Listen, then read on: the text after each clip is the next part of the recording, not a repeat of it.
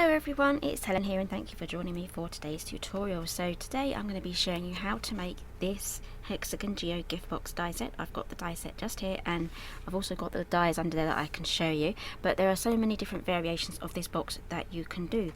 So for the first one I'm going to show you is just the basic shape of this. I absolutely love how it's got the hexagon bottom and it's shaped up to a square at the top, and it's even got the lovely thumbnail here. It's going to be really easy for you to open and close. Now you also get the trellis for all of these as well, and the mats, and I'll be showing you those on the magnetic boards in a moment, but I just wanted you to see the shape. And here we have the same box but with just the plain mats without the trellis detail. Now this one has been decorated as an all occasion, like a birthday or something like that, so it's using my afternoon tea papers. So this is a lovely size for popping in treats. And here we have a graduation hat as well, so I've cut out a bit. You do get a square die in here, but I wanted a larger one, so it's literally just a larger square. I'll give you the measurement. I have cut my square to 5 inches and then I've staggered them down in 1/4 of an inch increments to create the mats, and this opens up like that. And this tassel here, you also get the die for that tassel as well. So that's a quick introduction on the boxes. You get 20 dies in there, and here it is. You get an awful lot of metal in this die set. So here we go. I'm hoping there's not going to be too much glare. So this is the main die here, and then this is the secondary die. These two dies make the box. Here is the die for the tassel. We do have a square, but I wanted a larger one, so I just manually cut myself a larger one. We even included the little bit of strip there for attaching onto the tassel there for making the tassel. Again, you can use this tassel if you make paper handbags and gift bags and things like that, so it's going to be perfect for that too.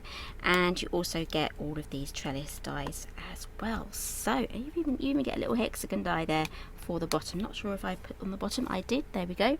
Looks super cute. So let's jump in now. So I'm going to be making a Christmas version of this one. I need to clear the decks because I don't have a lot of room, and these are my new snowflake papers, so I'll be using one of these today. I'll be using those for my mats, and I'll also be using some blue card as well. Everything that I'm using here today will be linked down below.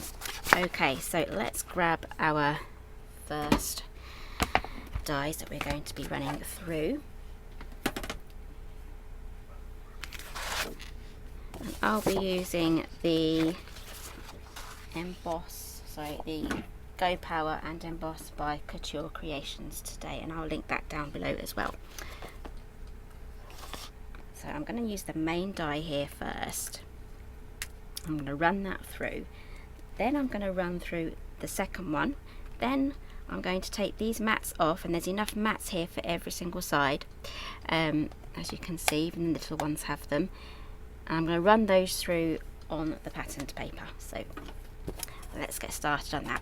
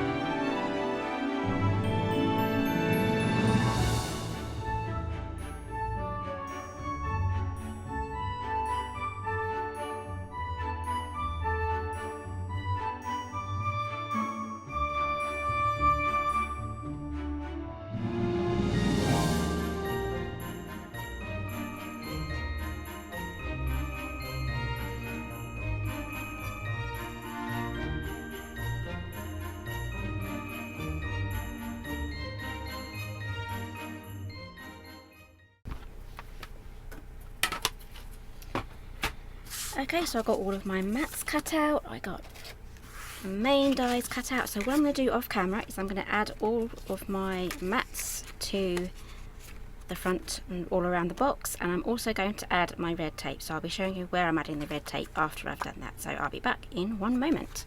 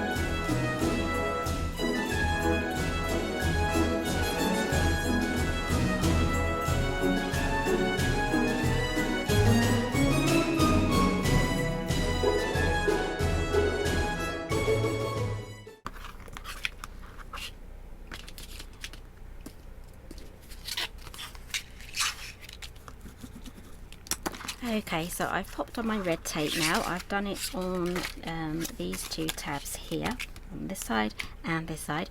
You don't need to add any red tape to these top tabs here because they're going to form the closure of the box. So now I just need to add red tape on these tabs here, and I'm not going to cut off and do little individual ones. I'm just going to go round and kind of curve the red tape just like that. Just angle it round and then press, and that will save you so much time in actually getting this on, because I know red tape can be a bit of a pain if you have to do lots of little strips. So here I only need to cut it the once.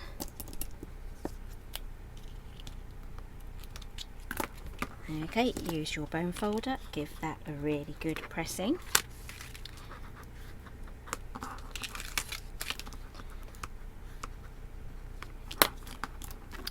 Okay, so let's get this put together.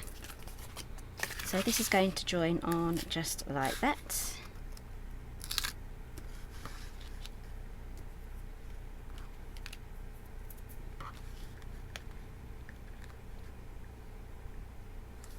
There we go.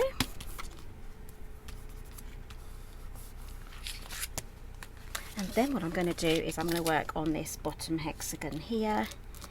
This has kind of divided itself up into little strips, so let's get every little bit off. Otherwise it may make our box a little bit messy. You don't want that look. Okay, I think I've got everything off. It's sticking to me now. Okay, so let's work our way around. So we'd have already folded these up, so you just need to match the sides. This is so easy to do.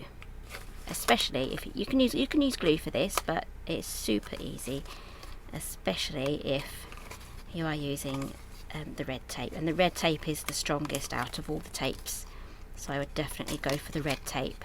Okay, so I've just got to the last little bit now, so I'm going to take the backing off this last tab if I can.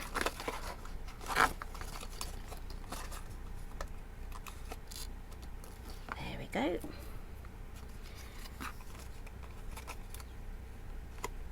Just press that on.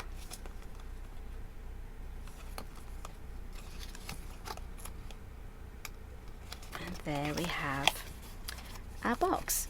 How easy and simple is that? So we just fold those in. This gets folded over there, and the perfect stamp set to decorate this with would be the Christmas sentiment stamp set. And I also love this one too, the stitch labels and sentiments die set, so you can actually use that to build up your layers. It's absolutely perfect for that. So this does come as a duo, but you also get all of these sentiments for birthdays and everything else that match this too. But this is one of my favourite labels and sentiments die sets, so definitely make sure that you check that one out. So that is the Geo Hexagon gift box die set. Everything that I've used today will be listed down below. Thank you very much for joining me today, and I'll see you again next time.